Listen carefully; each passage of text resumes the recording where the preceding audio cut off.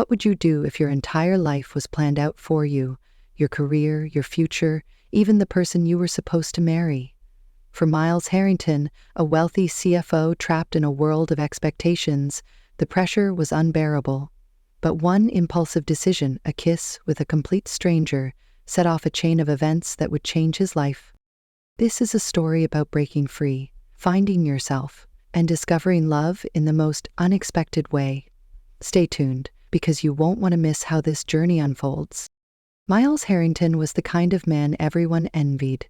As the chief financial officer of one of the world's most successful marketing firms, he had it all: wealth, power, and a lifestyle most people could only dream of. His days were filled with high-stakes meetings, luxury cars, and invitations to exclusive events. To the outside world, Miles was the epitome of success. But behind the polished exterior, he was a man suffocating under the weight of expectations. Born into a family of legacy and influence, Miles had always been groomed to follow a specific path. His parents, particularly his father, had spent years molding him into the perfect heir to their family's empire. Every decision in his life, his education, his career, even his relationships had been carefully orchestrated to maintain the Harrington name. And now, they had decided it was time for him to marry. The woman they had chosen for him, Natalia Devereaux, was everything his parents could have hoped for. She was poised, intelligent, and came from a family with just as much wealth and influence as the Harringtons. The marriage wasn't about love. It was about power. It was a deal that would solidify the Harrington-Devereaux alliance, ensuring both families' dominance in the business world for generations to come. But Miles didn't love Natalia. In fact, he barely knew her. Their conversations were polite but shallow, and she seemed more interested in the prestige of their union than in him as a person. The thought of spending his life in a loveless marriage, trapped in a role he never chose, filled him with dread. As the wedding date loomed closer, Miles felt like a man on the edge of a cliff. He couldn't bring himself to confront his parents, and he couldn't see a way out. But fate, as it often does, had other plans. And in the most unexpected way, his life was about to change forever. Miles sat in his corner office, the city skyline stretching endlessly before him. The view, once a symbol of his success, now felt like a cage.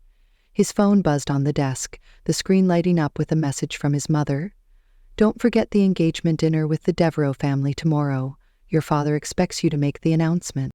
He sighed, running a hand through his perfectly styled hair. The weight of his family's expectations pressed down on him like a vice. For as long as he could remember, his life had been dictated by their plans. His father, Richard Harrington, was a man of unyielding ambition, and Miles had always been the dutiful son, following the script laid out for him. But this time, the script laid out for him. This wasn't just about business or appearances. This was his life. Natalia Devereaux was everything his parents wanted in a daughter-in-law. She was stunning, with her sharp features and impeccable style, and she carried herself with the confidence of someone who had never been told no. She was the perfect match for Miles on paper, but that was the problem. It was all on paper. Their interactions were polite but distant, like two business partners negotiating a deal. Natalia spoke of their future in terms of synergy and legacy, words that made Miles' stomach churn. She didn't see him as a person, and truthfully, he didn't see her that way either. The engagement dinner was just a day away, and Miles felt like he was being led to the gallows. His father had made it clear this marriage wasn't optional, it was a merger, a way to secure the Harrington family's influence for decades to come. But Miles couldn't shake the feeling that he was losing himself. He had spent his entire life living for others, his parents, the company, the family name, and now, as the walls closed in, he realized he didn't even know who he was anymore. The thought of standing at the altar, saying vows he didn't mean, made his chest tighten. He needed a way out, but how could he escape a life that had been planned for him since birth? The next afternoon, Miles found himself wandering through the city, his mind racing. He had left the office early, unable to focus on anything but the engagement dinner looming over him. The streets were alive with the hum of city life, street vendors calling out, cars honking, and the occasional laughter of strangers passing by. But for Miles, it all felt distant, like he was moving through a world that no longer belonged to him. He ended up at a small park tucked between two towering skyscrapers. It was quiet, a rare pocket of calm in the chaos of the city. He sat on a bench, loosening his tie and leaning back, trying to breathe. For a moment, he closed his eyes, letting the cool breeze brush against his face. "Excuse me, but you're sitting on my bag." Miles's eyes snapped open, startled. Standing in front of him was a woman, her arms crossed and an annoyed expression on her face. She was holding a coffee cup in one hand and a camera slung over her shoulder. Her auburn hair was slightly messy, and her outfit, a simple jacket and jeans, was a stark contrast to the polished, designer-clad people he was used to. "Oh, I'm sorry," Miles stammered, standing up quickly. He looked down and saw a worn leather bag half hidden under the bench.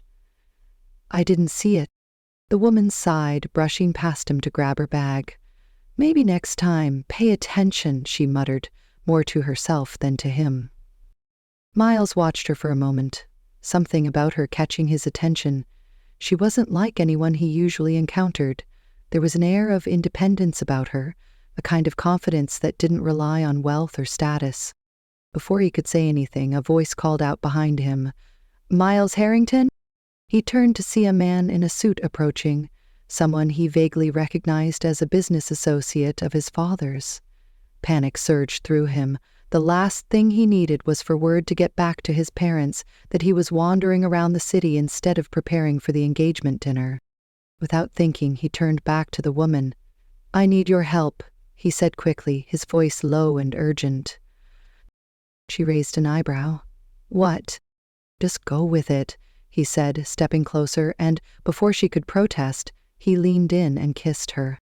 It wasn't a long kiss, but it was enough to make the approaching man stop in his tracks, his expression shifting from recognition to awkward discomfort. "Oh, sorry to interrupt," the man mumbled, quickly turning and walking away. Miles pulled back, his heart pounding. The woman stared at him, her eyes wide with shock. "What the hell was that?" she demanded. "I'm sorry," Miles said, holding up his hands. "I didn't know what else to do. That guy works with my father, and if he saw me here, it would have caused complications." "Complications?" she repeated, her voice rising. "You kissed a complete stranger to avoid complications. Are you insane?" Miles ran a hand through his hair, feeling the weight of his impulsive decision. "Look, I know it was a terrible idea, but I didn't have time to think. I'm sorry." The woman shook her head, clearly still processing what had just happened. "You're lucky I don't slap you right now," she said, her tone sharp. "I deserve that," Miles admitted. "But thank you. For going along with it, I mean." She rolled her eyes, slinging her bag over her shoulder. "Whatever, just don't make a habit of it." As she turned to leave, Miles called after her, "Wait, what's your name?" She paused, glancing back at him. "Harper," she said simply, before walking away. Miles stood there, watching her disappear into the crowd. He didn't know why, but something about her lingered in his mind. Harper, a stranger who had just unknowingly become a part of his chaotic life. And though he didn't realize it yet, that impulsive kiss was the beginning of a plan that would change everything. Miles couldn't get Harper out of his mind. It wasn't just the kiss, though. That moment had been seared into his memory. It was the way she had looked at him, unfiltered and unimpressed.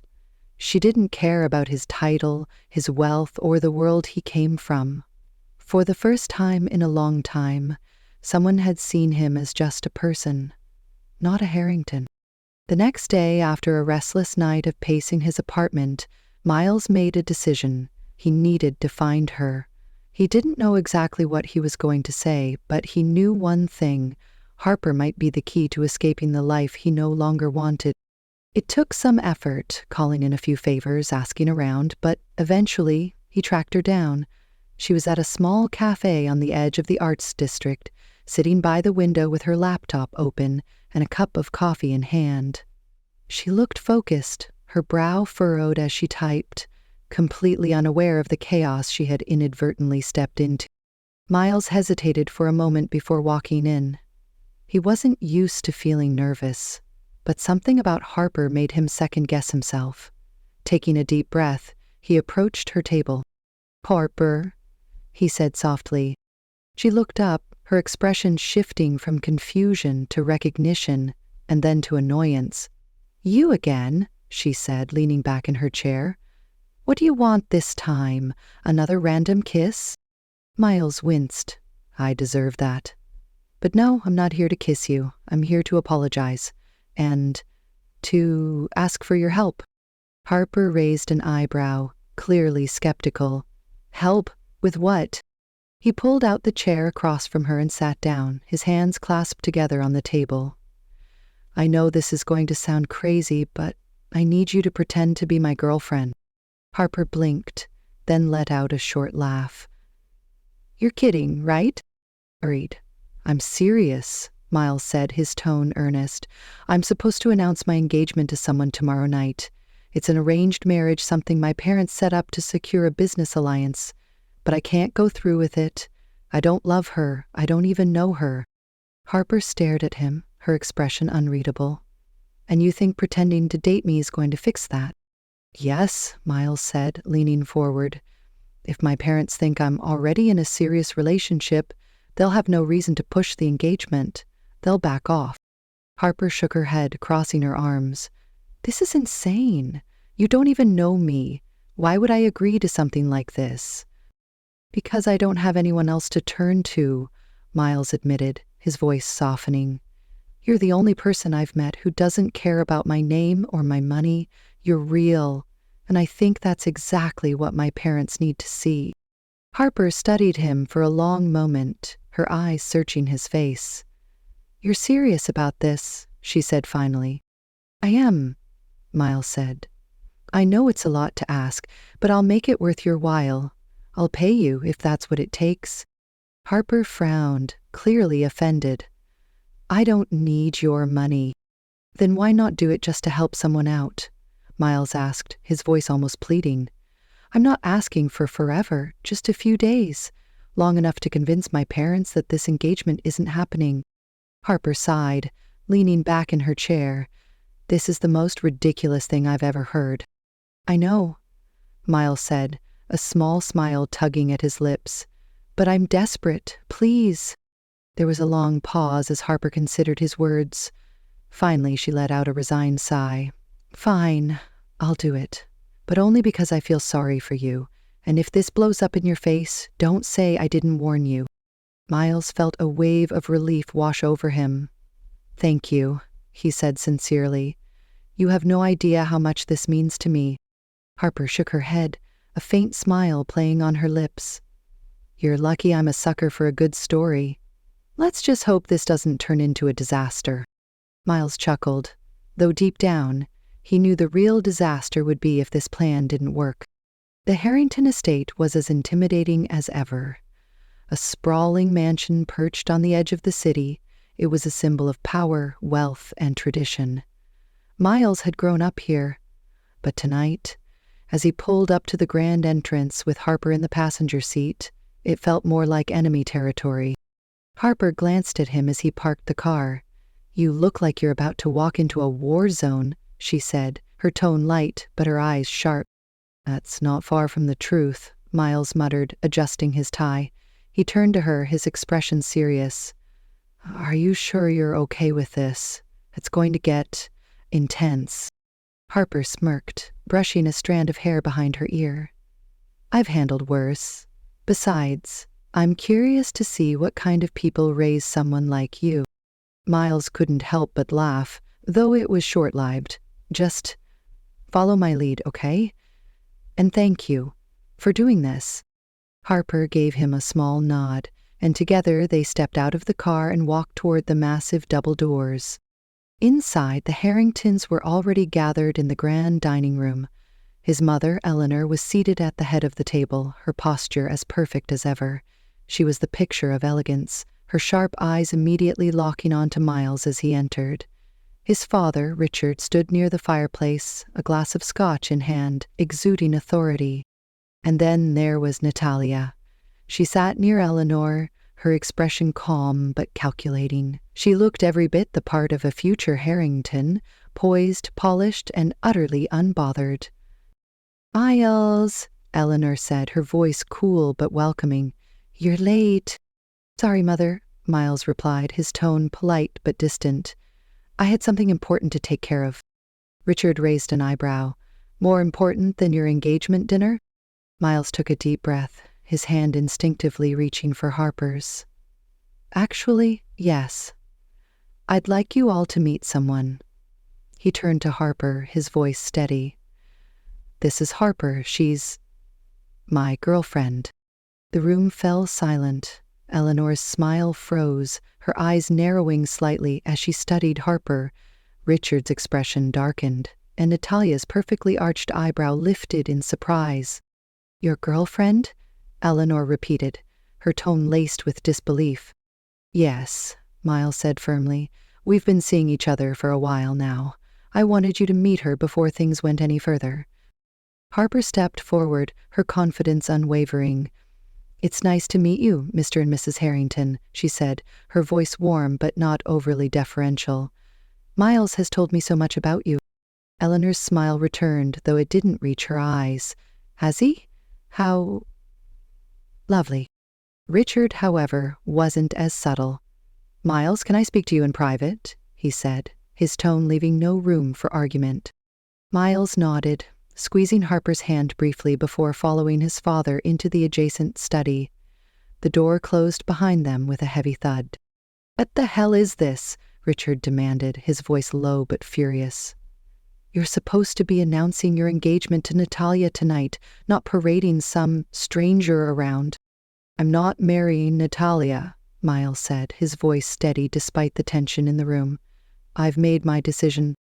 "This isn't about you," Richard snapped. "This is about the family, the business. Do you have any idea what's at stake here?" "I do," Miles replied. "But I'm done living my life for the family. I'm done being a pawn in your plans." Richard stared at him, his jaw tight. "You're making a mistake, Miles. A mistake you'll regret." Miles met his father's gaze, his resolve unshaken. "Maybe, but at least it'll be my mistake." Back in the dining room, Harper was holding her own against Eleanor and Natalia. Eleanor's questions were thinly veiled interrogations, probing Harper's background, her career, her intentions. Natalia, meanwhile, remained silent, her sharp eyes watching Harper like a hawk. When Miles returned, the tension in the room was palpable. He walked over to Harper, standing beside her, as if to shield her from the scrutiny. "I think we've made ourselves clear," Miles said, his voice calm but firm. "Harper and I are together, and I'm not marrying Natalia." Eleanor's smile faltered, and for the first time Natalia spoke. "Are you sure about this, Miles?" she asked, her tone cool but pointed. "I've never been more sure of anything," Miles replied, his hand resting lightly on Harper's shoulder. The room fell silent again, the weight of his words hanging in the air. For the first time in his life, Miles felt like he was truly standing up for himself. The ride back to the city was quiet. Miles gripped the steering wheel tightly, his knuckles white as he replayed the evening in his mind. Harper sat beside him, her arms crossed, staring out the window. The tension between them was thick, but neither of them spoke until they reached his apartment. As they stepped inside, Harper finally broke the silence. "Well, that was intense," she said, dropping her bag onto the couch. Miles let out a heavy sigh, running a hand through his hair. "That's one way to put it." Harper turned to face him, her expression unreadable. "So, what happens now? Your parents didn't exactly seem thrilled about the whole 'I'm not marrying Natalia' thing." "They'll get over it," Miles said, though his voice lacked conviction. "They don't have a choice." Harper raised an eyebrow. "You really think that? Because from where I was sitting, your dad looked ready to disown you." Miles sank onto the couch, his head in his hands. "I don't know," he admitted. I've spent my whole life trying to make them happy, trying to live up to their expectations, and now I don't even know who I am without all of that." Harper sat down beside him, her voice softer now. "Maybe that's the point. Maybe it's time to figure out who you are, not who they want you to be." Miles looked at her, his eyes searching hers. "How do you do it?" he asked. "How do you live your life without worrying about what other people think?" Harper let out a small laugh. "Who says I don't worry? I just don't let it control me. Look, I've made my share of mistakes, but at least they were mine. That's the thing about living authentically. It's messy, but it's real." Her words hit Miles harder than he expected. He had spent so long trying to be perfect, to avoid mistakes, that he had forgotten what it meant to actually live. The next few days were a whirlwind of fallout. His father called him multiple times, each conversation more heated than the last. His mother sent carefully worded messages trying to guilt him into reconsidering. Even Natalia reached out, though her tone was more resigned than angry. But through it all, Harper stayed by his side. She didn't coddle him or tell him what to do. Instead, she challenged him, forcing him to confront the parts of himself he had been avoiding for years. One evening, as they sat on the rooftop of his apartment building, watching the city lights twinkle below, Miles turned to her. "You know, I never expected any of this," he said. "Meeting you, standing up to my parents. It's like my whole life has been turned upside down." Harper smiled, her gaze fixed on the horizon. "Sometimes that's exactly what you need, a little chaos to shake things up." Miles chuckled, but his expression grew serious. "I don't think I could have done this without you." Harper looked at him then, her eyes soft. "You could have. You just didn't know it yet." For the first time in a long time, Miles felt a sense of clarity. He didn't have all the answers, and he knew the road ahead wouldn't be easy. But for the first time, he felt like he was on the right path. His path. And as he sat there beside Harper, he realized that maybe, just maybe, he wasn't as alone as he thought. The days that followed were a turning point for Miles. For the first time in his life, he began to take control not just of his career, but of his future. He stepped back from his role as CFO, delegating more responsibilities to his team, while he took time to reevaluate what he truly wanted. It wasn't an easy decision. His father's anger was palpable, and the board of the company was confused by his sudden shift. But Miles knew he couldn't keep living a life dictated by others. He needed to find his own purpose, even if it meant stepping away from the family business entirely. Harper, meanwhile, had become an unexpected source of inspiration. Her free-spirited nature and refusal to conform to societal expectations had opened his eyes to a world he had never allowed himself to explore. She wasn't just helping him escape his old life, she was showing him how to build a new one. One afternoon, as they walked through the same park where they had first met, Miles turned to her. "You know, I've been thinking about starting something new," he said. Harper raised an eyebrow. "New? Like what?" "I don't know yet," Miles admitted. "Maybe something that actually helps people, a nonprofit or a foundation, something that feels meaningful." Harper smiled, her eyes lighting up. "Now that sounds like the real you." Miles felt a warmth in her words, a sense of validation he hadn't realized he needed. For so long he had been chasing success defined by others. Now he was finally starting to define it for himself. As they continued walking, Miles realized that his life was no longer about escaping the past. It was about embracing the future, and for the first time, he felt ready to face it. A few weeks later, Miles found himself standing on the balcony of a modest but charming apartment overlooking the city. The view wasn't as grand as the one from his office, but it felt more real, more his. Harper was inside, humming softly, as she flipped through a stack of photographs she had taken for an upcoming gallery exhibit. Life had changed drastically since the night of the engagement dinner. His parents were still distant, though his mother had softened slightly, sending the occasional message to check in. His father, on the other hand, remained cold, refusing to acknowledge Miles's decision. It hurt, but Miles had come to terms with it. He knew that reclaiming his life meant accepting that not everyone would understand or support his choices. The company was running smoothly without him at the helm, and for the first time, Miles felt free to explore what truly mattered to him.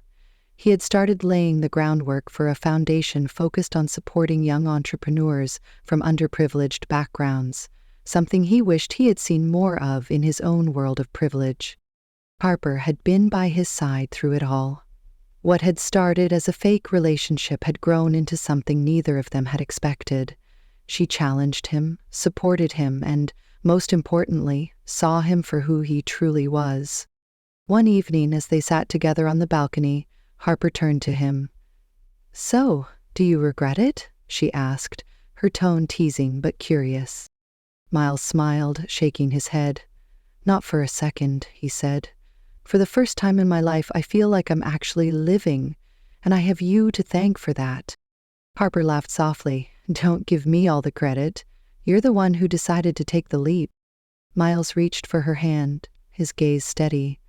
"Maybe, but I wouldn't have had the courage without you." As the city lights twinkled around them, Miles felt a sense of peace he had never known before. He didn't have all the answers, but he didn't need them. For the first time, he was living life on his own terms, with someone who made it all worthwhile. And that's the story of how Miles found the courage to take control of his life and embrace authenticity. If you enjoyed this story and want to hear more inspiring, heartfelt tales, don't forget to like this video, subscribe to Emma's Stories, and hit the notification bell so you never miss a new upload. At Emma's Stories, we bring you the most captivating stories about love, life, and the power of change. Let us know in the comments what you thought about this story. Would you have done what Miles did? Thank you so much for watching, and I'll see you in the next story.